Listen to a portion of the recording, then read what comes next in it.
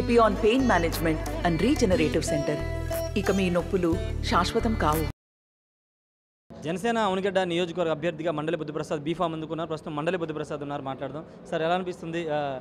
సుదీర్ఘకాలంగా మీరు ఎమ్మెల్యేగా పనిచేస్తారు, మంత్రిగా పనిచేస్తారు. ఈరోజు మరోసారి ఎమ్మెల్యే అభ్యర్థిగా బీఫామ్ జనసేన పార్టీ నుంచి అందుకుని ఎలా అనిపిస్తుంది? చాలా ఆనందంగా ఉంది. పవన్ కళ్యాణ్ గారు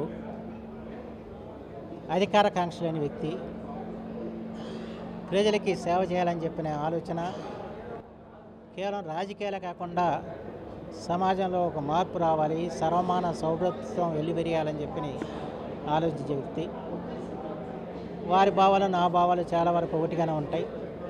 అలాంటి పవన్ కళ్యాణ్ గారి చేతుల మీదకి ఈ రోజున అవనిగడ్డ నియోజకవర్గానికి జనసేన అభ్యర్థిగా బీఫారం తీసుకోవటం నాకు చాలా ఆనందాన్ని కలిగించింది.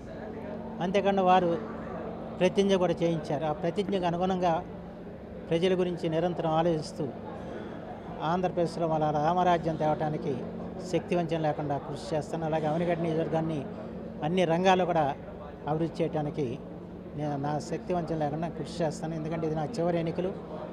అంచేత ఈ చివరిలో ప్రజలందరూ కూడా నాకు అవకాశం ఇస్తున్నారు కనుక ఇంకా మిగిలిపోయిన పనులు అవనిగడ్డ నియోజకవర్గంలో గతంలో చేయకుండా మిగిలిపోయిన పనులన్నీ కూడా వాళ్ళు చేయడానికి ఒక అవకాశం నాకు వాళ్ళు కలిగించారని చెప్పి నేను భావిస్తున్నాను. సార్, అంటే జనసేన పార్టీకి సంబంధించి అక్కడ మీకు సపోర్ట్ ఎంతవరకు వస్తుంది? మీరు అందరినీ కలుస్తున్న పరిస్థితి ఉంది, ఎంతవరకు మీకు సపోర్ట్ ఇస్తున్నారు? జనసేన పార్టీ తరఫున ప్రతి 100 రూపాయలు ఇవాళ నా వెనక ఉన్నారు, దాంట్లో ఎటువంటి సందేహం లేదు. ఎవరి వైఎస్సీపీ వాళ్ళు చేసే తప్పుడు ప్రచారం దయచేసి ఎవరు నమ్మొద్దని చెప్పి నేను కోరుతున్నాను. ఇప్పుడు జనసేన కానివ్వండి, టీడీపీ కానీ, బీజేపీ కానివ్వండి, ఉమ్మడిగా ఐక్యంగా పనిచేస్తున్న నియోజకవర్గం ఏదైనా ఆంధ్ర రాష్ట్రం ఉందంటే దాంట్లో మొట్టమొదటి అవనిగడ్డ నియోజకవర్గం చెప్పచ్చు. సార్, సింహాద్రి రమేష్ సార్ ఖచ్చితంగా రెండోసారి గెలవబోతుందని చెప్తున్నారు.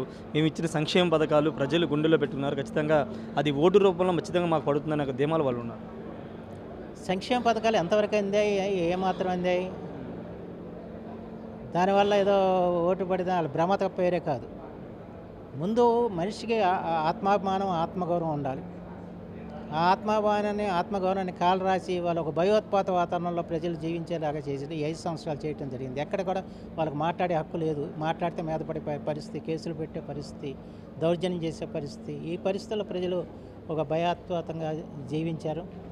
అంచేత ఇవాళ వాళ్ళందరూ కూడా స్వేచ్ఛాజీవులుగా వాళ్ళ బయటకు వచ్చి ఈ ప్రభుత్వాన్ని తరిమి కొట్టాలని చెప్పి ఆలోచనతో ఉన్నారు.